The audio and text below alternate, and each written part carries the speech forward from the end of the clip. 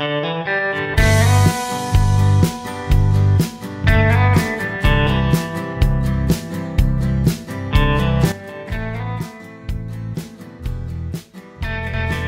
mga ka-express! Kung bago ka pa lang po dito sa aking channel, please subscribe and click the notification bell icon.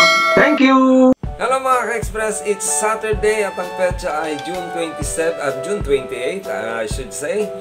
And habang tayo nagsasalita, panoorin nyo yung winning moment. Ito yung winning moment. Laban siya rito ng championship. At ang makakaharap ng mga ka-express ay si Maya Joint. Ito si Maya Joint ay bata rin mga ka-express, 19 years old na taga-Australia. Parang labanan to ng Gen Z. Millennial. Labanan ng millennial ng mga bata pa. Pero sa statistics mga ka-express, lamang na lamang sa sa lahat ng category si Maya Joint. So medyo dihado yung ating kababayan, pero naniniwala ako sa kakayanan ni Alex mga ka-express. Yung experience niya sa laban, yung experience niya sa pagdating sa mga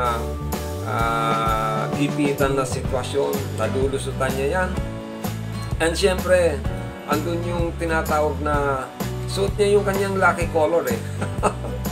Napupunan niyo ba? Simula nang sinuot niya yung kulay maroon niyang jersey or sportwear shirt, napagpapanalo na siya, hindi na siya natalo. Isipin mo, magmula doon sa qualifier hanggang sa umabot sa round of 32, round of 16, round of 8, tapos ito nga yung yung sa semifinal, ayun, hindi siya natatalo.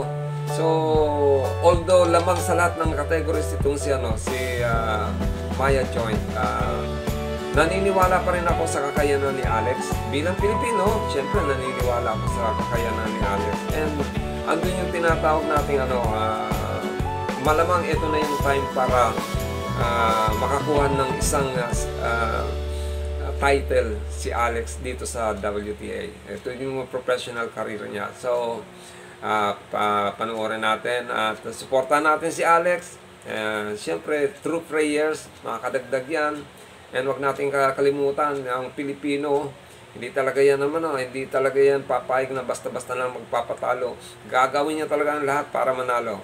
Anyway, best wishes. May the best lady win dito sa gaganaping championship.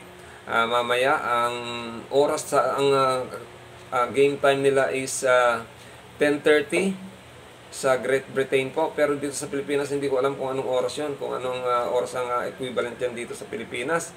Pero antabayanan po natin mga ka-express at ngayon pa lang kinukongratulate ko na si Alex dahil sa natamo niyang karangalan. Malaking karangalan na to sa Pilipinas mga ka-express, dahil ang nakikita natin sa scoreboard, unang nakikita yung flag ng Pilipinas, di ba? So nakaka-proud yan. So, good luck sa iyo, Alex, and banatan mo, kaya mo yan. Basta tiwala lang. Maraming salamat muli. Ito po si Latong Hilbal Channel, at kung hindi ka pa po nakapag-subscribe, please do subscribe and share naman po nitong video. Salamat po, maraming salamat. God bless you and Diyos mabalos.